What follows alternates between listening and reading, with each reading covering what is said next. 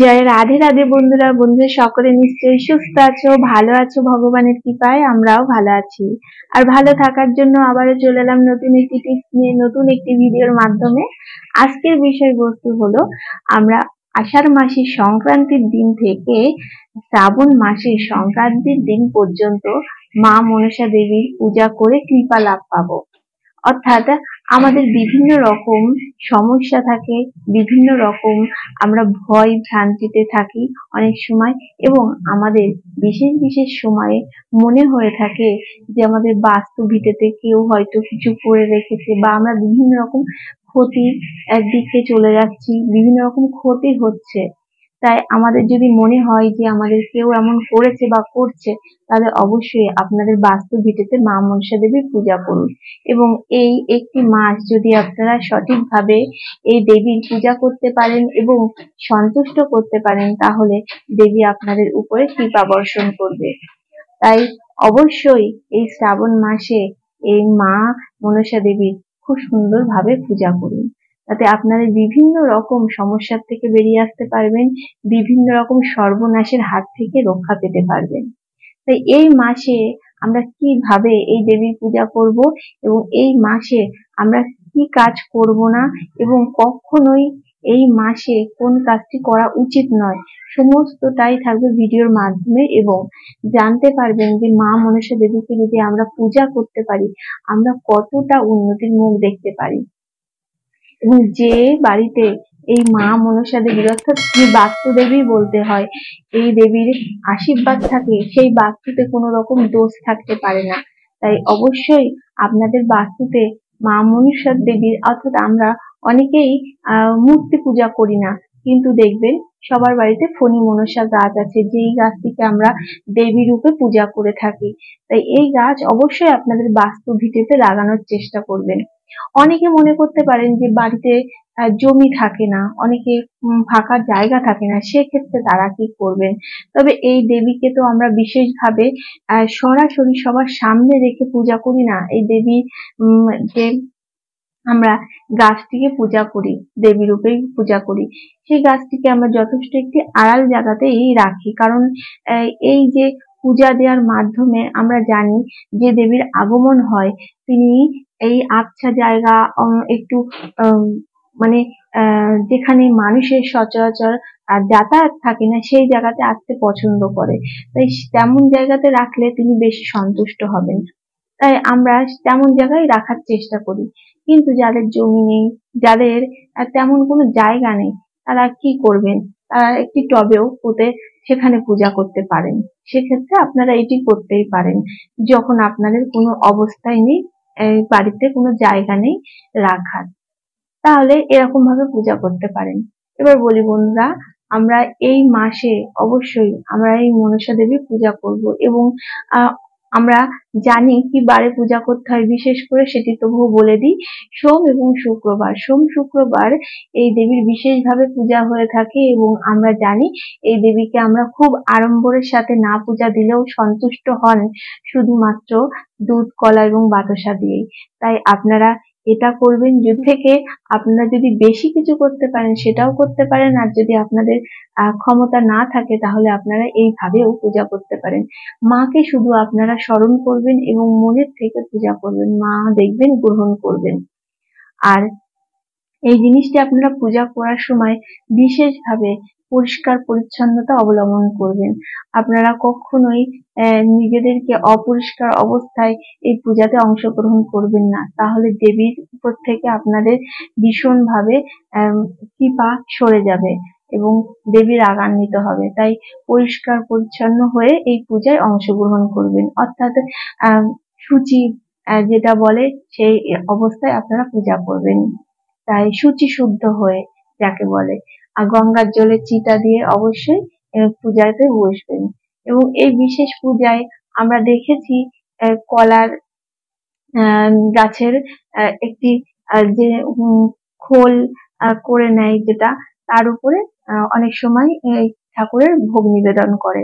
এবং আপনারা এইভাবেই ভোগ নিবেদন করবেন। যদি সম্ভব না হয় তাহলে আপনারা মাটির সরা যেগুলি বাজারে পাওয়া যায় তাতেও করতে পারেন। যদি সেটাও সম্ভব না হয় বা তাহলে আপনারা কোনো পাথরের বাটি তাতেও দিতে পারেন। তবে পাথরের বাটি দেওয়াও যায়, সমস্তটাই দেওয়া যায়, ভক্তির সাথে দেবেন। এবং তুলসী পত্র অবশ্যই দিবেন। মা মনসাকে তুলসী পত্র ভোগে অর্পণ করা যায়, আমরা এটা করতে পারি। তাই এইভাবে আপনারা দেবেন, ফল দিতে পারেন এবং আপনারা আপনাদের যথাসাধ্য দিয়ে পূজা করতে পারেন। তবে মা মনসাকে লাল ফুল দিতে পারেন, সাদা ফুল দিতে পারেন, বিভিন্ন প্রকার সুগন্ধি ফুল দিতে পারেন এবং এইভাবে মনসা দেবীকে পূজা করবেন। তবে এবার মনে করতে পারেন যে মূর্তি এনে পূজা করব, তবে আমি সেক্ষেত্রে বলবো মূর্তি এনে পূজা করার আপনাদের দরকার নেই। কারণ এটি অনেকের পারিবারিক দিক থেকে মূর্তি পূজার ব্যবস্থা থাকে বা মূর্তি পূজার নিয়ম থাকে। আর যদি আপনাদের বাড়িতে এরকম ভাবে পূজার নিয়ম না থাকে তাহলে আপনারা একটি ফণী মনসা গাছ এনে বাড়িতে পুঁতে পূজা করতে পারেন। সোম শুক্রবারে বিশেষভাবে পূজা হয়ে থাকে। এই মাসে সোম শুক্রবার বেশি করে মাকে বলা হয়ে থাকে, মা এদিন খুব ভালোভাবে পূজা গ্রহণ করেন। তাই এই দিন আপনারা পূজা করার চেষ্টা করবেন। এই 1 মাস ব্যাপী পূজা করবেন আর প্রতিদিন এই ফণী মনসা গাছের গোড়ায় আপনারা জল দেবেন। পারলে দুধ গঙ্গা জল দেবেন, তাহলেও খুব ভালো হয়। আর যে গাছটি পুঁতবেন সেই গাছটিতে অবশ্যই সমস্ত পাতাগুলোই, যদি খুব বড় তো গাছ হবে না, যে গাছটিতে আপনারা সবে পুঁতবেন সে গাছের সমস্ত পাতা দিয়ে আপনারা সিঁদুরের ফোঁটা দেবেন। এইভাবে আপনারা গাছকে পুঁতবেন এবং পুঁতে সিঁদুরের ফোঁটা দিয়ে খুব সুন্দরভাবে সাজিয়ে আলপনা দেবেন, দিয়ে পূজা দেবেন এবং অবশ্যই আতপ চালের আলপনা দেবেন। তাতে দেবীর বিশেষভাবে খুশি করা যাবে। এইভাবে আপনারা পূজা করবেন। আর সুগন্ধি ফুল দেবেন, আর চন্দন দেবেন, ধূপ দেবেন, কিন্তু ধুনা দেবেন না। ধুনা মা একদম সহ্য করতে পারে না, তাই ধুনা কখনো দেবেন না। আপনারা শাঁখলু বাজাবেন, সমস্তটাই করবেন এবং পূজার মাধ্যমে আপনারা মাকে জাগ্রত করে তুলবেন। এবং আপনাদের মনে হতে পারে বাড়ির অনেকে এমন কিছু চেনা ব্যক্তি আছে যারা হয়তো আপনাদের মনে হতে পারে যে হয়তো কিছু করছে বা করতে পারে, তাহলেও এই মা আপনাদের রক্ষা করবেন। তাই বাড়ির একটি প্রান্তে রেখে দেবেন, আপনাদের বাস্তু ভিটের একটি প্রান্তে পুঁতবেন এবং দেখবেন সেখানে যেন আমরা যখন তখন মানে যে সেখানে গিয়ে আমরা দাঁড়িয়ে গাছ স্পর্শ না করতে পারি বা আমরা যেন তেন অবস্থায় সেখানে যাই, কিংবা আমাদের কিছু জামা কাপড় নাড়লে অনেক সময় দেখা যায় সেই গাছের উপর এসে পড়ে, কিংবা সেই জামা কাপড়ের জল এসে পড়ে, এমন জায়গায় বা এমন কাজ কখনো করবেন না। যেখানে আপনি পূজা করবেন, জাগ্রত করবেন দেবীকে, সেখানে যেন এরকম অনাসৃষ্টি কাজ না হয়, তাহলে বলো দেবীর বিশেষভাবে রাগান্বিত হবে এবং আপনারা দেবীর কৃপা থেকে বিশেষভাবে বঞ্চিত হয়ে যাবেন। তাই যেখানে আপনারা স্থাপন করবেন গাছটাকে, সঠিকভাবে সঠিক জায়গায় স্থাপন করার চেষ্টা করবেন। তবে ঈশান কোণে যদি লাগাতে পারেন খুবই ভালো। যদি ঈশান কোণে আপনাদের জায়গা না থাকে, বাড়ির যে কোনো প্রান্তে আপনারা লাগাতে পারেন। লাগিয়ে পূজা করবেন, ভক্তি ভরে পূজা করবেন, ভক্তিতেই দেবী চলে আসবে ছুটে। এবং আমরা মনে করতে পারি আমরা তো বিশেষভাবে দেবীর বাহন বা যেটাই বলি না কেন আমরা ভয় পাই সাপকে, তাই আমরা তাহলে কি আমরা নিজেরাই নিয়ে আসছি? না বন্ধুরা, এই পূজার মাধ্যমে সন্তুষ্ট হলে দেবী আমাদের কোনো ক্ষতি করবে না এবং আমরা এই ক্ষতির ভয়ে ভীত হয়ে থাকবো না। তাই আমরা সঠিকভাবে যদি পূজা করতে পারি এবং সঠিক নিয়মের দ্বারা যদি পূজা করতে পারি তাহলে খুব খুশি করতে পারবো। আর এই পূজার বিশেষ বিধি নিয়ম অনেক কিছু আছে। বিশেষ পঞ্জিকাতেও দেখবেন অনেক রকম পূজার বিধি নিয়ম থাকে, কিন্তু পূজার বিধি নিয়ম সেটি পুরোহিতদের কাছেই যথেষ্ট। আমরা যারা সাংসারিক, যারা গৃহিণী বা আমরা সংসারকে দেখে পূজা করি এবং সংসারে সবাইকে সুখী রাখার জন্য পূজা করি, সেক্ষেত্রে আমরা যে কোনো দেব দেবীকে পূজা করার ক্ষেত্রে বেশি বিধি বিধানে না গিয়ে ভক্তিতে যদি পূজা করতে পারি তাতেই খুশি হন। তাই আপনারা ভক্তির সাথে পূজা করবেন, আন্তরিকতার সঙ্গে পূজা করবেন এবং আপনারা যেভাবে পূজা করবেন পূজার মাধ্যমে যেন পরিষ্কার পরিচ্ছন্নতা এবং শুচি শুদ্ধ অবস্থা থাকে। তার সাথে আপনারা আরতি করবেন এবং তেলের আরতি, সরিষার তেলের প্রদীপ জ্বালাবেন আর এইভাবে আরতি করবেন। আর বিশেষভাবে দেবীর আরতি করার পরে আরেকটি বিশেষ একটি জিনিস বলবো, সেটি ভোগে অবশ্যই দেবেন, সেটি হলো উচ্ছে।